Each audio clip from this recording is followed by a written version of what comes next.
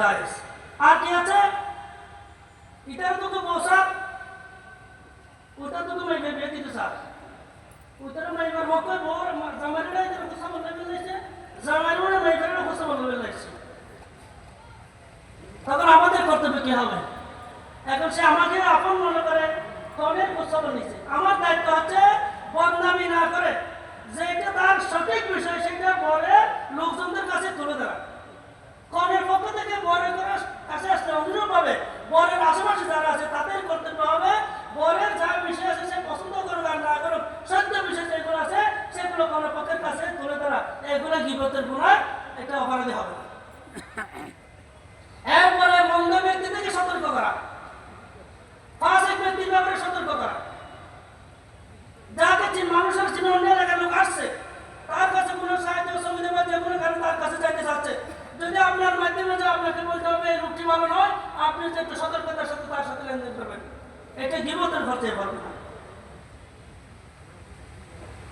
ফাসিক ব্যক্তি যারা পাপাচার প্রকাশ্য অপরাধ করে, মদখোর প্রকাশ্য মদ খায়, মানা করলে মানা শোনে না, জালেম প্রকাশ্য জুলুম করে, মানা করলে মানা শোনে না, অন্যজনের আইন চলে, মানা করলে মানা শোনে না, অন্যজনের টাকা পয়সা মারে খায়, মানা করলে মানা শোনে না, তখন কি করবেন? তার কথা প্রকাশ্যে বলতে হবে।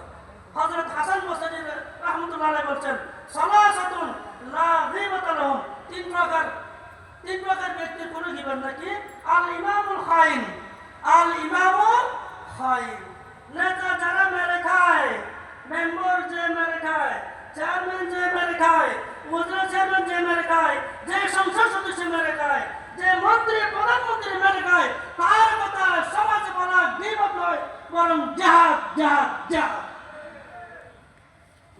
দেশে তো সেই গেছে, আগামীতেও আমাদেরকে বলতে হবে কোন জনপ্রতিনিধি যদি আমাদের সম্পদ নিয়ে চিনিমেনে গেলে, ব্যাংকের টাকা পয়সা নিয়ে চিনিমেনে গেলে, তাহলে অবশ্যই রাজপথে আন্দোলনের মধ্যে আমাদের বুঝে দিতে হবে এটার নাম গীবত নয়, বরং এটা জিহাদের মধ্যে।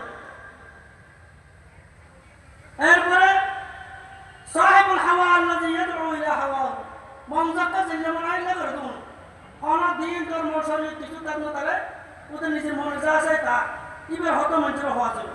ওর ফাসিকুল মুআলিন, প্রকাশ্যে যে পাপাচার করে বেড়ায় তার কথা মানুষকে বলা যাবে। ইমাম হাসান বসরি বলছেন এগুলো গীবতের ফরজ নয়। অন্যভাবে ফতোয়া চাওয়া, ফতোয়া মুসলমানদের মধ্যকার নানা ধরনের সমস্যা হয়, এই সমস্যার কথা এটার সমাধানের জন্য একজন আলেমের কাছে, একজন বিজ্ঞ লোকের কাছে যাইতে হবে আপনাকে। একজন বিচারের কাছে বিচার দিতে হবে, আমাকে আমার এরকম মেরেছে, জুলুম করেছে, অত্যাচার করছে, সেই করেছে। তাহলে সেই কথা যদি আপনি বিচারকে বলতে না পারেন, আপনি বিচার কোথায় পাবেন? সেটা কিন্তু গীবতের মতো, যেহেতু সে আপনার সামনে নাই, তার কথাগুলো আপনি লিখে দিচ্ছেন বিচার, অথবা মুখে বলছেন, গীবতের পর্যায়ে এগুলো গীবতের অন্তর্ভুক্ত নয়।